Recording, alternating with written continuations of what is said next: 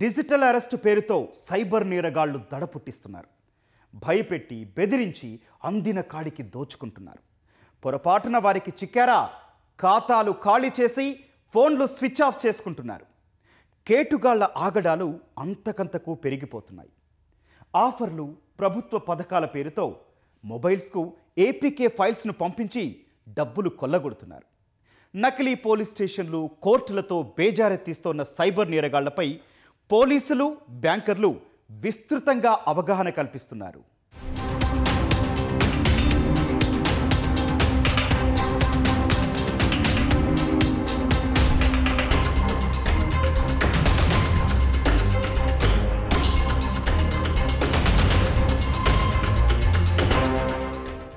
NTR commissionerate పరిధిలో digital arrest పేరిట నేరగాళ్లు ఓ విశ్రాంత ఉపాధ్యాయుణ్ణి భయపెట్టారు.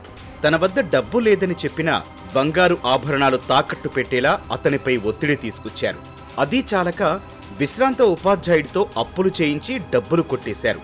దాదాపు 19 లక్షల రూపాయల వరకు తమ అకౌంట్లకు బదిలీ చేయించుకున్నారు.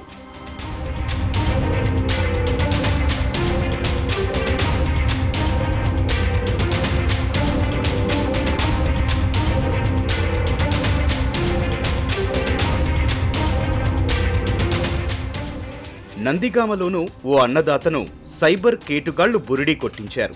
అర్ధరాత్రి వేళ పడుకున్న సమయంలో అతని అకౌంట్ నుంచి 3,50,000 రూపాయలు బదిలీ చేయించుకున్నారు.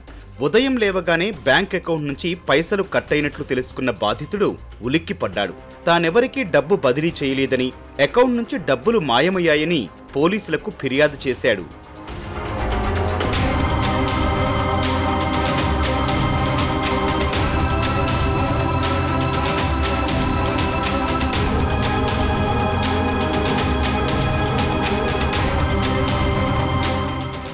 మధిర మండలంలో వాసిరెడ్డి శ్రీనివాసరావు అనే వ్యక్తి 3.5 లక్షలు పోగొట్టుకున్నారు.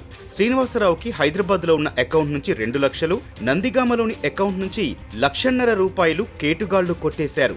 బాధితుడు 2 రాష్ట్రాల్లోనూ పోలీసులకు ఫిర్యాదు చేశాడు. నాకు ఒకసారి నాకున్న ఎస్బీఐ నుంచి ఒక మెసేజ్ వచ్చిందండి. నేను తొందరపడి అది ఓపెన్ చేయకుండా నేను బ్యాంకీలు అడగబట్టి అది తప్పు అని తెలియబట్టి నేను దాని నుంచి బయటపడ్డాను. ప్రభుత్వ పథకాలకు డబ్బులు విడుదల చేసిన సందర్భాల్లోనూ నేరగాళ్లు ఏపీకే ఫైల్స్ పంపించి మోసాలకు తెగబడుతున్నారు. ఇలాంటి తరహా నేరాలు పెచ్చుమీరుతుండటంతో పాఠశాలలు, కళాశాలలకు వెళ్లి పోలీసులు ఈ నేరాలపై అవగాహన కల్పిస్తున్నారు. ఇందుకోసం నెల రోజుల క్రితమే సైబర్ సురక్ష కార్యక్రమాన్ని ఎన్టీఆర్ పోలీస్ కమిషనరేట్ పరిధిలో తీసుకొచ్చారు. అటు బ్యాంకర్లకు, ఇటు సామాన్య ప్రజలకు అవగాహన కల్పిస్తున్నారు.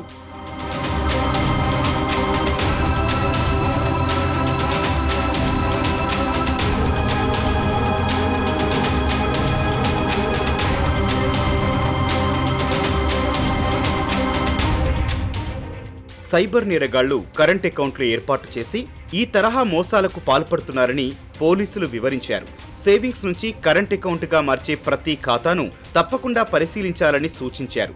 డిజిటల్ అరెస్టు అనేదే లేదని తెలిపారు. ప్రభుత్వ సంస్థల పేర్లతో మోసం చేస్తుంటారని, ఆ తరహా ఫోన్లు వస్తే వెంటనే తమను సంప్రదించాలని పోలీసులు సూచిస్తున్నారు. ఈ డిజిటల్ అరెస్టు, ఇన్వెస్ట్మెంట్ ఫ్రాడ్స్ ఇవి ఎక్కువగా జరుగుతున్నందున వాటి మీద ప్రతి ఒక్కరికి అవగాహన కల్పించాము.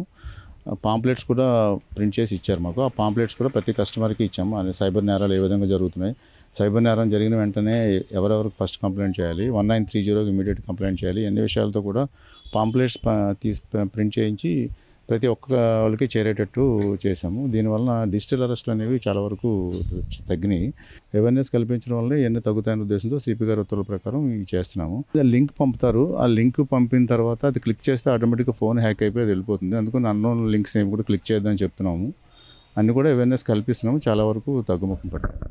రియల్ టైమ్ ఇంటెలిజెన్స్ షేరింగ్ ను ప్రారంభించడానికి, మోసాల నమూనాలను మరింత సమర్థవంతంగా పసిగట్టడానికి ఆర్బీఐ బ్యాంకులతో డిజిటల్ పేమెంట్ ఇంటెలిజెన్స్ ప్లాట్ఫామ్ ని అభివృద్ధి చేస్తోంది. రిటైల్ కస్టమర్ సేవింగ్స్ ఖాతాలో లావాదేవీ అసాధారణంగా కనిపిస్తే బ్యాంకులు పోలీసులకు సమాచారం అందజేస్తున్నాయని బ్యాంకు ఉద్యోగులు చెబుతున్నారు.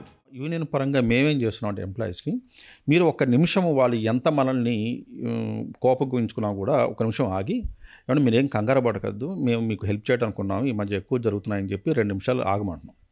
అలానే కొంతమంది సమాధానాలు చెప్తున్నారు. ఎందుకు చేస్తున్నామని చెప్పి వివరంగా చెప్తున్నారు. కొంతమంది చెప్పినప్పుడు ఏం చేస్తున్నామంటే వాళ్ళు మాట్లాడేటప్పుడు హిందీలో మాట్లాడుతున్నారా, ఇంగ్లీష్లో మాట్లాడుతున్నారా, తెలుగులో మాట్లాడుతున్నారా అని కూడా మేము అబ్జర్వ్ చేస్తున్నాం. జనరల్గా ఈ ఫ్రాడ్స్ చేసే వాళ్ళు ఎక్కువ అంటే హిందీ వాళ్ళు మాట్లాడుతున్నారు, తెలుగు చాలా తక్కువ మంది.